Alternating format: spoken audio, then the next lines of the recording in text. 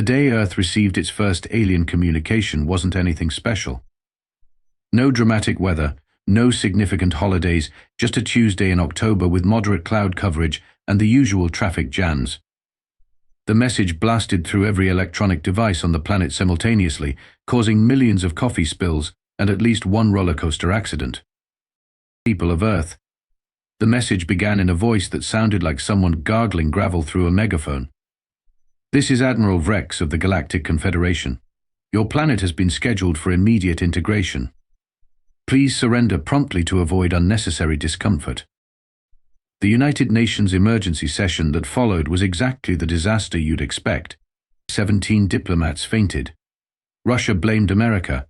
America blamed China. China blamed a weather balloon. And somewhere in the chaos, someone suggested bringing in Commander Jack Thorpe. Jack was watching reruns of Galaxy Quest in his underwear when the call came. As a former used car salesman who had somehow talked his way into a military strategy position, it's all about upselling the enemy on their own destruction. He'd claimed in his interview Jack wasn't anyone's first choice. He was barely anyone's last choice.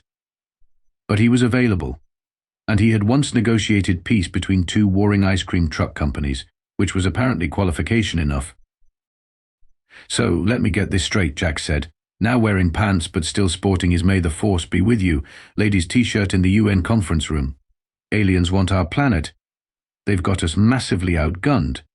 And you want me to, what, sell them a certified pre-owned Mars instead? The Secretary General pinched the bridge of her nose. Commander Thorpe, we need someone unconventional, someone unpredictable. Well, my ex-wives would certainly agree I'm both those things. 3 hours later, Jack stood before the massive holographic projection of Admiral Vrex, a being who resembled a squid that had been partially inflated and then dressed in what looked like a disco ball explosion. Commander Thorpe, Vrex gurgled, every R sound bubbling like a pot about to boil over. The Galactic Confederation has monitored your species for centuries. Your television broadcasts alone justify immediate conquest. Hey now, Jack raised a finger. If Real Housewives is a cosmic crime, we can negotiate cancellation. Vrex's tentacles rippled in what might have been disgust. Your species wastes its resources, fights constantly, and produces music featuring something called Nickelback.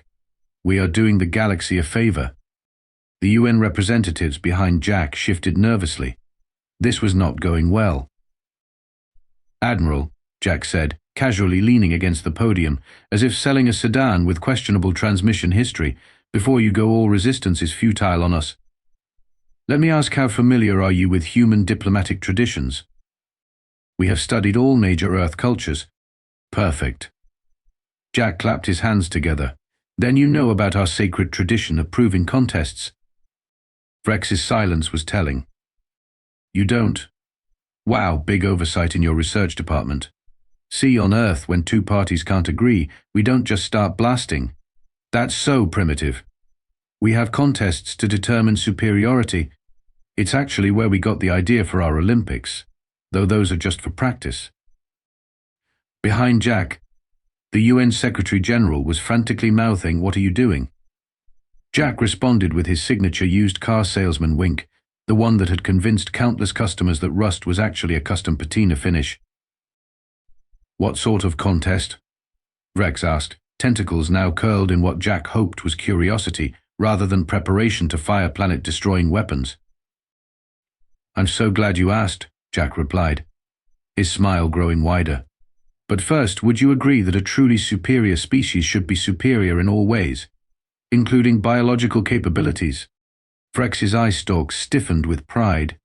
The Confederation consists of the galaxy's most evolved beings. Then you'll have no problem accepting our challenge. A contest of consumption, winner takes all. The silence that followed Jack's proposal was so profound you could hear a pin drop, or more accurately, you could hear the Secretary General's teeth grinding from across the room. Consumption? Vrex finally responded, his translator struggling to convey his mix of confusion and disdain.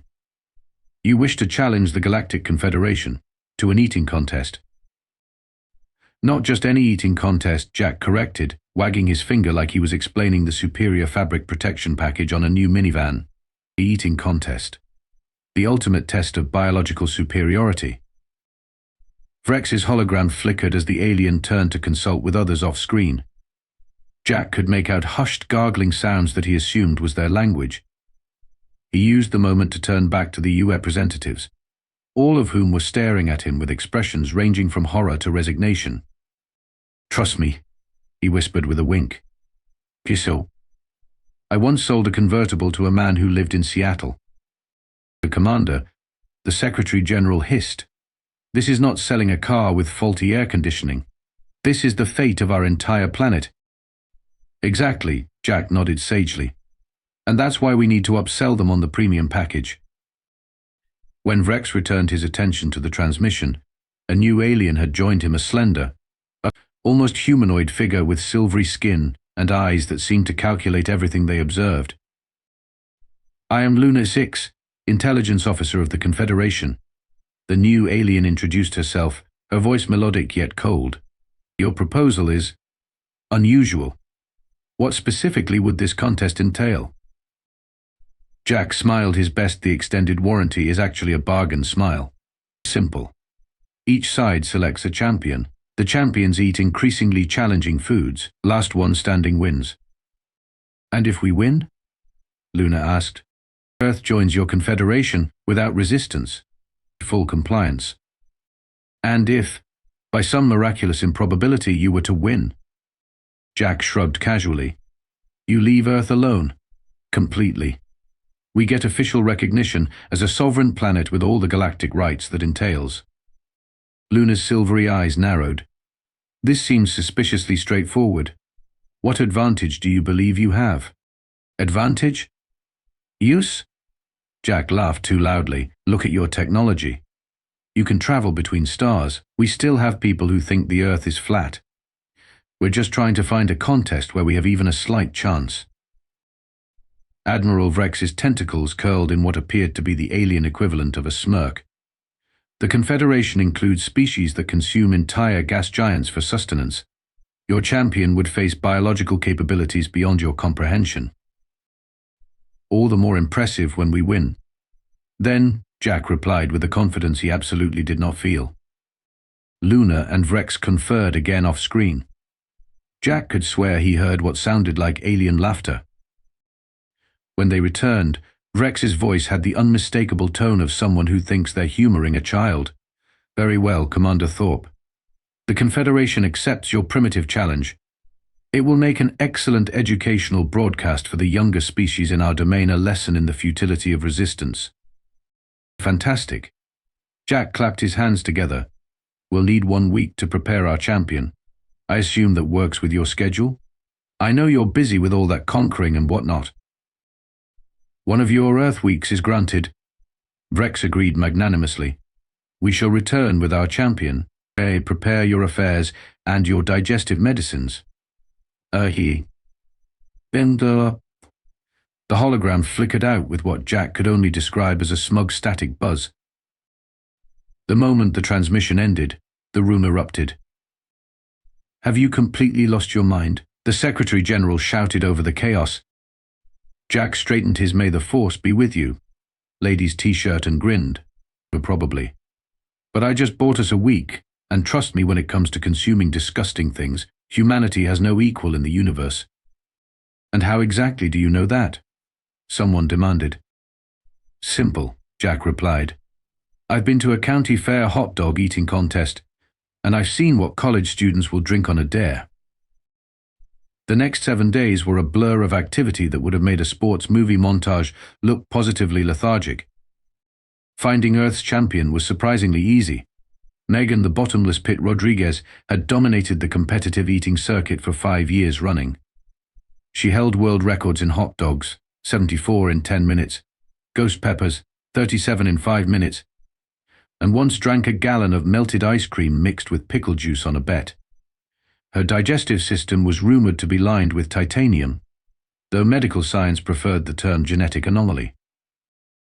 What was harder was convincing Megan this wasn't an elaborate prank. "So let me get this straight," she said, sitting in a Pentagon conference room, still wearing her I ate the 10-pound burger challenge, and all I got was this t-shirt shirt. Aliens are real. They want to conquer Earth, and our plan is I eat stuff. That's the abbreviated version. Yes, Jack confirmed. Megan stared at him blankly for a moment, then shrugged. Do I get paid? If you win, you get to live on a non-conquered planet. Plus, I'm sure there's a book deal in it. Sold. Training began immediately. Scientists from around the world gathered to prepare Megan for any possible alien cuisine. She was fed everything from insects preserved in various states of decomposition to synthetic proteins designed to mimic what alien biology might produce. Special attention was given to foods with extreme chemical compositions, highly acidic, alkaline, spicy, or bitter substances that would make a normal human immediately ill. Meanwhile, across the solar system, the Confederation was making their own preparations. They had selected Gloop 7, a gelatinous entity from the Andromedean rim known for consuming entire asteroid belts as snacks. Gloop 7 resembled nothing so much as a translucent blue water balloon with thousands of tiny mouths that opened and closed in hypnotic patterns. Intelligence Officer Luna Jix was personally overseeing Gloop 7's preparation, but something about the Earth challenge bothered her. It was too specific, too convenient. Her research into human behavior patterns suggested deception, but she couldn't identify the angle. Admiral, Luna approached Vrex on the command deck of their massive ship. I believe the humans may be planning something unexpected. Vrex's tentacles waved dismissively. Of course they are. Primitive species always resort to trickery when faced with superior technology. This particular human, this Jack Thorpe, his psychological profile is concerning. He shows patterns of what they call hustling. Explain this hustling. Luna brought up a holographic display showing Jack's history as a used car salesman. He specializes in making disadvantageous deals seem attractive to his victims. He once sold a submarine to a desert-dwelling human. Vrex gurgled what passed for laughter in his species, and what advantage could they possibly gain? Gloop 7 can digest metals in their pure form. Their champion is a fragile flesh creature. Luna wasn't convinced. Permission to add a stipulation to the contest rules? Granted, but unnecessary. In 3 of their Earth days, this will be nothing but an amusing anecdote in our conquest records. Back on Earth, Jack was implementing his own strategy. He had assembled what he called his secret weapon team, a group consisting of the world's spiciest pepper growers, chemical engineers specializing in food additives, and one very enthusiastic fermentation expert who smelled perpetually of kimchi. Remember, Jack told Megan as she recovered from testing a sauce made from Carolina Reaper peppers crossbred with wasabi, the key isn't just to eat weird stuff. It's to eat stuff that would horrify any rational biological entity, but somehow doesn't kill humans. Like gas station sushi. Megan gasped, still sweating profusely. Exactly like gas station sushi, Jack confirmed with a grin. We've been training for this moment for thousands of years by eating things that have no business being consumed. On the final day before the contest, Jack received a transmission from Luna Exix. We have one additional rule to propose, Luna stated without preamble. Both champions must consume identical foods in each round. Jack's heart skipped a beat, but his salesman's smile never faltered. Seems only fair. With one small addition, each side gets to contribute exactly half the food items to be consumed.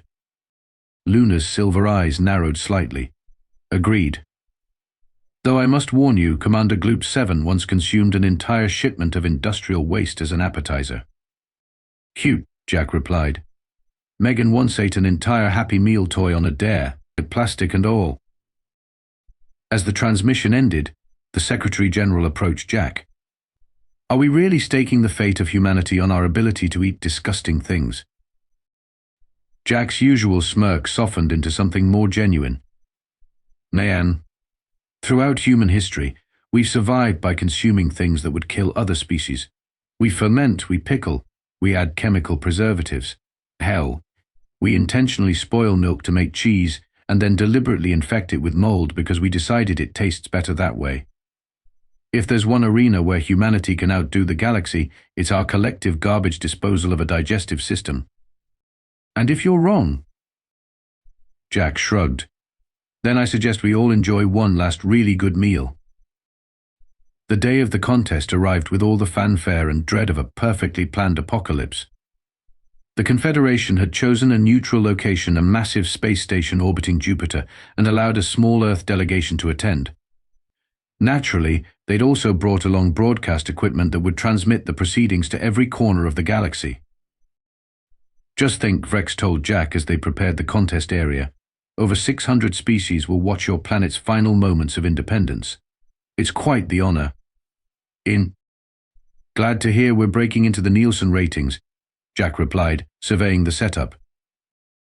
The contest area resembled a bizarre fusion of a cooking show set and a medical laboratory.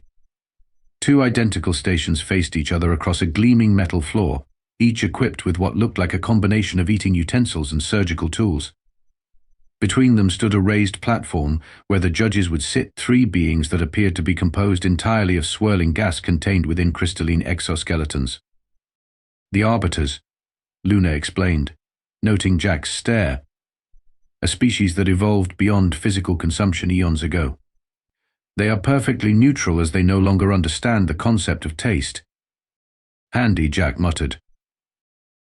Megan was in a preparation room, mentally reviewing everything she'd trained for. She wore a custom-made jumpsuit emblazoned with Earth's flags and an enthusiastic "Earth, we're tastier than we look" slogan Jack had insisted on. On the other side of the station, Gloop 7 was, well, doing whatever a sentient blue blob does to prepare for an eating contest, mostly pulsating ominously. Luna approached Jack with a data tablet. As agreed, we will alternate food items from each planet. The contest continues until one champion is unable to continue. We have submitted our list of items. Jack reviewed the alien foods. Most were unpronounceable and came with helpful notes like may cause spontaneous molecular restructuring in non-adapted species and traditionally serve still screaming. He nodded, as if this was all perfectly reasonable. Here's our list, he said, handing over Earth's contributions. Luna's silver eyes widened slightly as she read. These items seem remarkably mundane. Ghost pepper extract? Century eggs? Fermented shark? These don't appear particularly challenging. Jack shrugged innocently. Hey, we're just simple humans. We don't have access to exotic space ingredients that restructure molecules. But Luna wasn't fooled. What is this, Sir Stronning? Just a traditional Swedish fish dish, Jack replied with his best innocent smile, the same one he'd used when selling cars with custom ventilation systems, holes in the floor. Luna's eyes narrowed, but she nodded. Very well. The contest will begin in 1 Earth hour, and may the superior digestive system prevail. As she walked away, Jack allowed himself a small fist pump, of Phase 1 complete. When the contest officially began, the space station's main chamber had been transformed into something resembling a cross between a gladiatorial arena and a bizarre cooking show. Floating camera drones buzzed around, capturing every angle for the galactic broadcast. The Confederation had even added dramatic lighting and what sounded suspiciously like sports commentary. Welcome beings of all developmental stages, announced a disembodied voice that somehow managed to sound both bored and excited simultaneously, key to this unprecedented cultural exchange contest between the mighty Galactic Confederation and the Earth. The way Earth was pronounced made it sound like a particularly unappetizing disease. Megan and Gloop 7 took their positions at their respective stations. The contrast between them was almost comical. Megan, a 5'6" human with determined eyes and her hair pulled back in a practical ponytail, versus Gloop 7, a pulsating mass of translucent blue jelly, roughly the size of a small car. The rules are simple.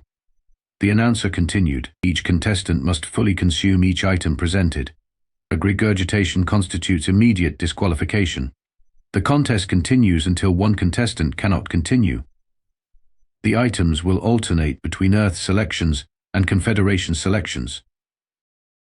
The first item emerged on a floating tray, a writhing mass of tentacles that still seemed to be reaching for freedom.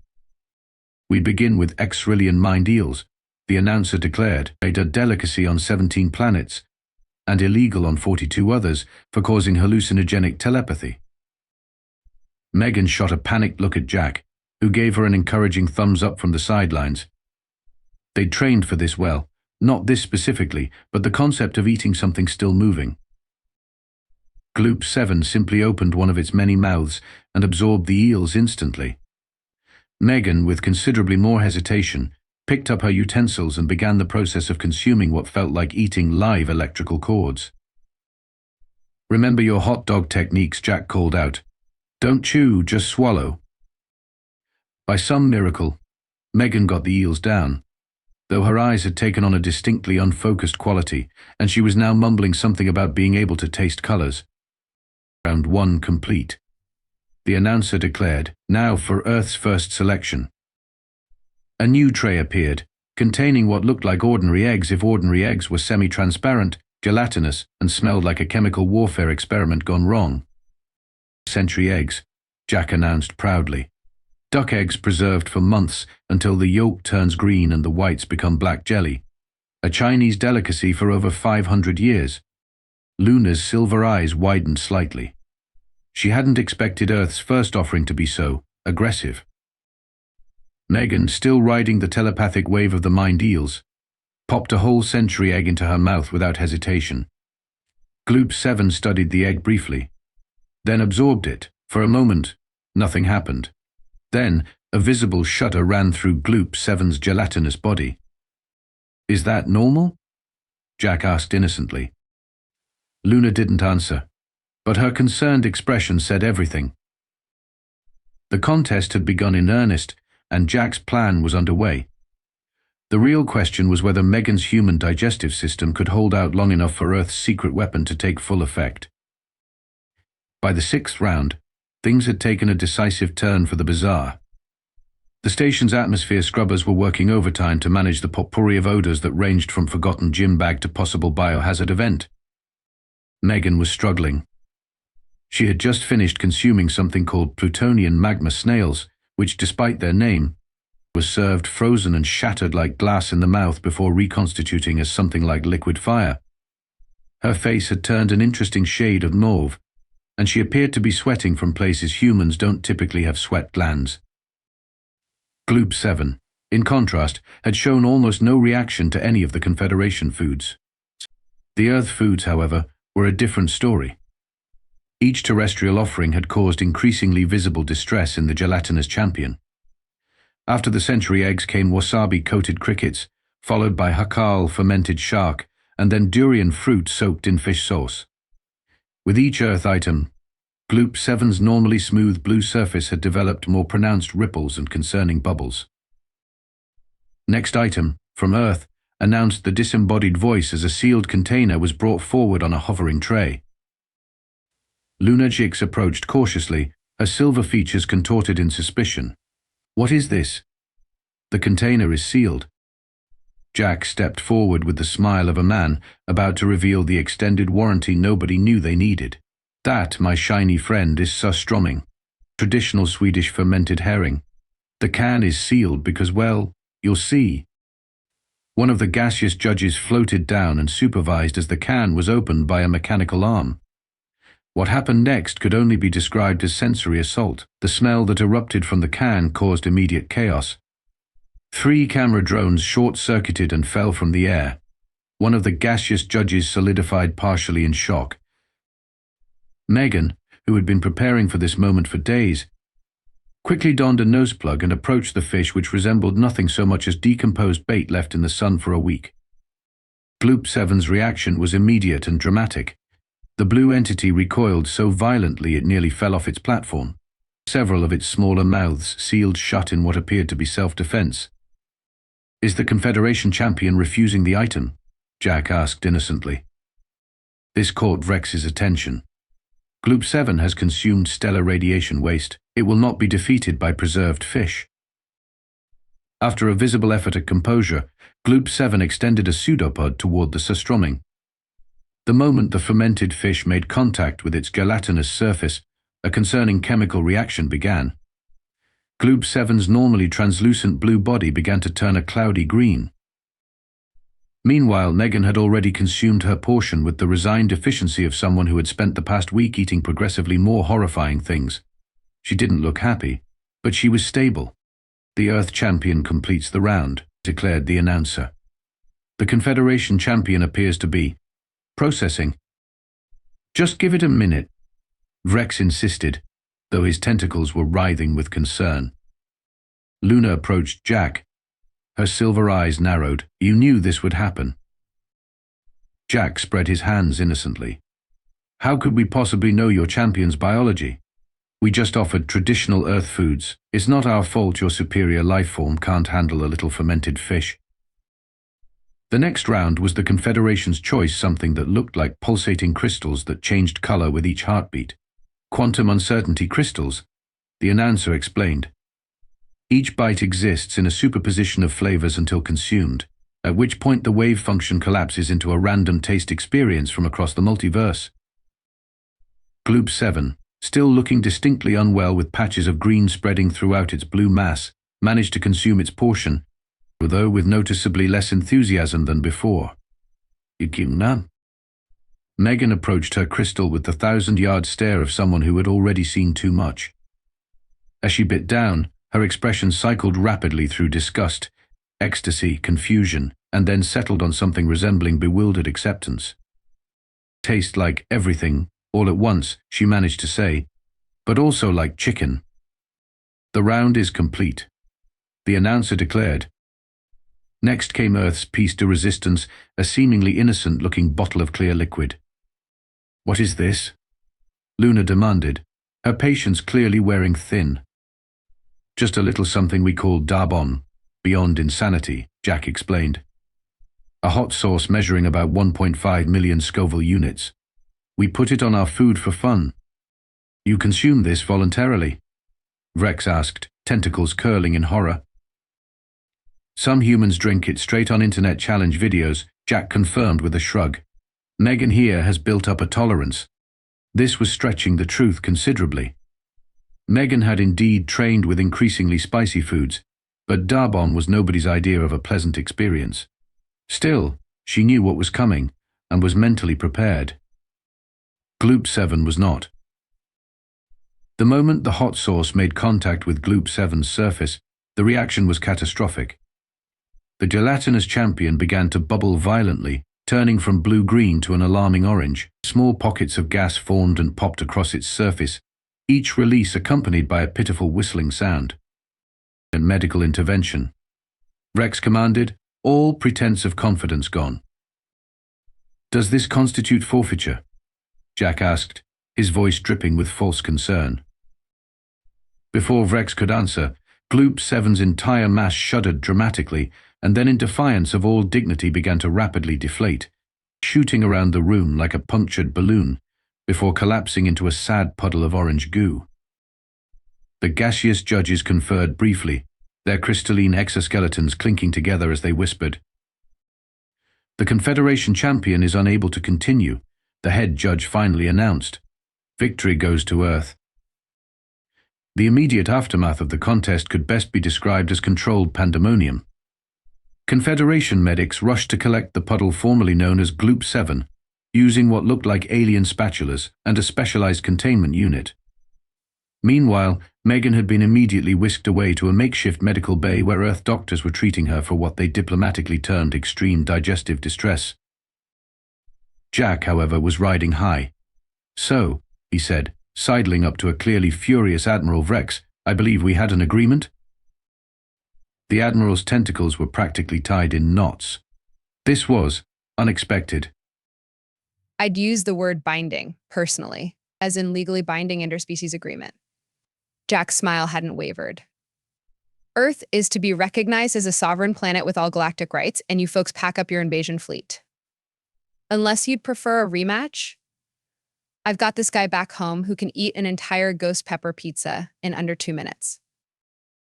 Luna 6 approached, her silver features set in what Jack was beginning to recognize as reluctant respect.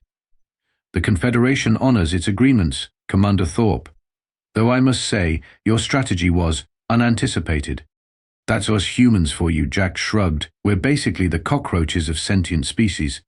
We can survive on pretty much anything, including stuff that would kill most rational life forms. We actually pay good money to eat things that cause us pain." "Yes," Luna nodded slowly. "Our biological analysis team has determined that your species routinely consumes substances that would be classified as chemical weapons on 17 different planets. We call those condiments," Jack replied cheerfully. The formal recognition ceremony was broadcast across the galaxy 2 Earth days later. Megan, now recovered enough to stand upright, though still occasionally turning green when food was mentioned, was proclaimed an interstellar champion of consumption.